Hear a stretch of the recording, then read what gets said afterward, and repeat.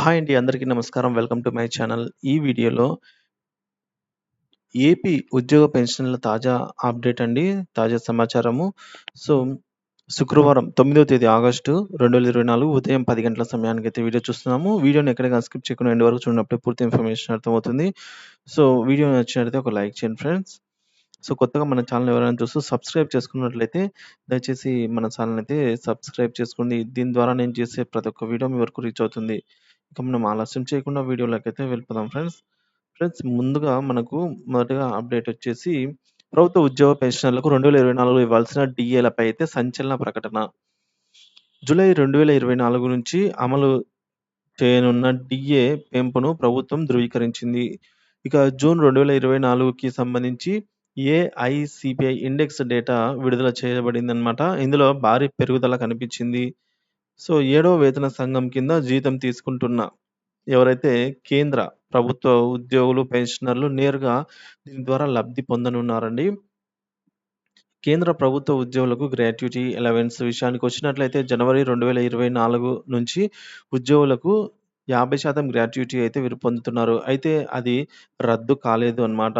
ఇక జూలై నుంచి విభజన భత్యం అనుగుణంగా తదనుగుణంగా లెక్కించబడుతుంది. ఇక ఏఐసీపీఐ ఇండెక్స్‌లో 1.5% అయితే పాయింట్లు.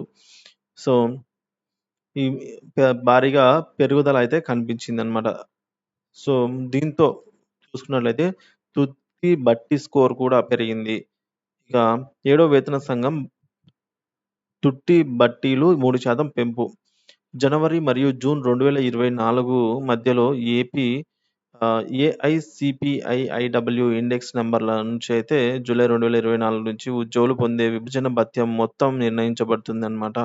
సో, ఈ మేరకు మనకు తుది గణాంకాలు విడుదల అయ్యాయి. జూన్ ఏఐసీపీఐ ఇండెక్స్ అనేది మనకు 1.5 పాయింట్లు పెరిగింది. ఇక మే నెలలో 139.9 పాయింట్ల వద్ద ఉండగా, ఇప్పుడు ఈ పెరిగిన 1.5% పాయింట్లను కలుపుకున్నట్టయితే 141.4కి అయితే పెరిగింది. అయితే తుది బట్టి స్కోరు మనకు 53.36కి పెరిగింది. అంటే ఈసారి గ్రాట్యుటీ లెవెల్‌లో 3% పెరుగుదల అయితే ఉంటుంది.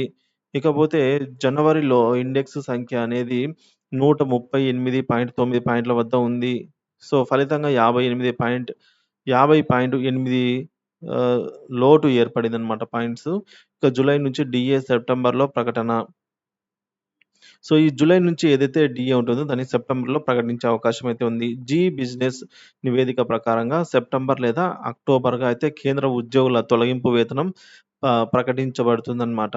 అయితే ఇది జూలై 2024 నుంచి మాత్రమే అమల్లోకి వస్తుంది. ఈ నెలల చెల్లింపు గడువు నాటి ఏడవ వేతన సంఘం ప్రకారంగా చూసుకున్నట్లయితే సో, జనవరి నుంచి జూన్ 2024 వరకు కేంద్ర ఉద్యోగుల కనీస భత్యాన్ని ఏఐసీపీఐ సంఖ్యలు నిర్ణయిస్తాయి. పేదరిక భత్యం అలాగే 53.36% పెరిగింది. దీని ప్రకారం లోటు భత్యం 53% అయితే ఉంది. సో, మరొక అప్డేట్ ఏందంటే ఏపీ ప్రభుత్వ ఉద్యోగులకు, పెన్షనర్లకు పీఎస్సీ బకాయిలపై కీలక ప్రెస్ మీట్ అండి. సో, మాజీ ప్రభుత్వ సలహాదారు చంద్రశేఖర్ గారి వ్యాఖ్యలు సరికావు అని అయితే మనకు కేవీ శివారెడ్డి చెప్తున్నారండి. సో, ఏపీ ఎన్‌జీఓ రాష్ట్ర అధ్యక్షులు శివారెడ్డి గారు ఈ మేరకు చెప్తున్నారు. రాష్ట్ర ప్రధాన కార్యదర్శి సిహెచ్ పురుషోత్తమ నాయుడు సంబంధించి మనకు ఉద్యోగ, ఉపాధ్యాయ పెన్షనర్లు అంశాలపై అయితే గత ప్రభుత్వ సలహాదారు ఎన్. చంద్రశేఖర్ రెడ్డి వ్యాఖ్యలు అభ్యంతరకరం అని అయితే అంటున్నారు. ఇక సత్య దూరమని ఏపీ ఎన్‌జీఓ సంఘ రాష్ట్ర అధ్యక్షుడు కేవీ శివారెడ్డి, ప్రధాన కార్యదర్శి సిహెచ్ పురుషోత్తమ నాయుడు తెలిపారు. విజయవాడలోని గాంధీనగర్‌లో ఏపీ ఎన్‌జీఓలో జరిగిన ప్రెస్ మీట్‌లో వారైతే మాట్లాడారు. నిజానికి గత ప్రభుత్వ పాలన అయితే చీకటి రోజులు గత ప్రభుత్వ పాలనలో ఉండేవి అని అయితే పేర్కొన్నారు. ఉద్యోగ ఉపాధ్యాయులందరికీ కూడా ఉద్యోగుల కన్నా సర్వ హక్కులకు, ప్రయోజనాలకు హరించి వేసింది. ఉద్యోగులకు రావాల్సినవన్నీ గూడా. సో, ఉద్యోగులు ఉపక్రమించిన ఉద్యోగ సంఘ నాయకుల పైన గూడా ఈ విధంగా కేసులైతే 4,000కు పైగా కేసులైతే పెట్టారు. కానీ ఇప్పుడు ప్రభుత్వము వీటన్నిటిని పరిశీలించి ఎత్తివేస్తామని గూడా హామీ ఇచ్చింది త్వరలోనే చంద్రబాబు నాయుడు గారనమాట. సో, ఈ మేరకు ఉద్యోగులు గూడా హర్షణీయం వ్యక్తం చేశారు. దేశంలో ఏ రాష్ట్రంలో లేని విధంగా ప్రభుత్వం 11వ పీఆర్సీని రివర్స్ పీఆర్సీగా చేసిన ఘనత మన రాష్ట్రానికే దక్కింది అని అన్నారు. ప్రభుత్వ జీతం మీద ఉద్యోగుల సంక్షేమం సలహాదారులు కనీసం ఒక్క విషయంలో అయినా గూడా మంచి సలహా ఇచ్చి ఉండింటే, ఆచరింపజేసి ఉండింటే గనుక ఉద్యోగులకు మంచి జరిగేది కదా! అని గూడా వారైతే ఈ సందర్భంగా ప్రశ్నించారు. ఏపీ ఎన్‌జీఓ సంఘ ఉద్యోగుల ప్రయోజనాలను దృష్టిలో పెట్టుకొని నిరంతరం పనిచేస్తుందనైతే తెలిపారు. ఈ మేరకు కొత్తగా ఏర్పడిన కూటమి ప్రభుత్వం ఎన్ని ఆర్థిక ఇబ్బందులున్నప్పటికీ కూడా ఒకటో తారీఖున జీతాలు, పెన్షన్‌లు చెల్లించుతూ ఉండడము, అలాగే జీపీఎస్ గ్రాట్యుటీ ప్రకటన చేస్తూ ఉందన్నారు. సో, ఉద్యోగులపై ఉన్న 4000 కేసులు ఎత్తివేస్తామని ప్రకటించడము, ఉద్యోగులతో గౌరవంగా ఉద్యోగులతో ముఖ్యంగా గౌరవంగా మెలగాలి అంటూ మంత్రులకు, కలెక్టర్లకే ముఖ్యమంత్రి స్వయంగా ప్రకటించడం వంటి చర్యలు చూస్తూ ఉంటే ఈ ప్రభుత్వంపై ఉద్యోగుల్లో నమ్మకాన్ని పెంచాయి. సో, ఏపీ ఎన్‌జీఓ సంఘం కూడా కూటమి ప్రభుత్వానికి నిర్మాణాత్మక సహకారాన్ని అందించింది. ఉద్యోగుల డిమాండ్ అన్నింటిని పరిష్కరించడానికి కృషి చేస్తుందన్నారు. ఇంకా పోతే ఐఆర్ అండి ఇంటీరియం రిలీఫ్ మధ్యంతర భృతి ఐఆర్‌ను ప్రకటించడం, అలాగే వేతన సవరణ కమిటీ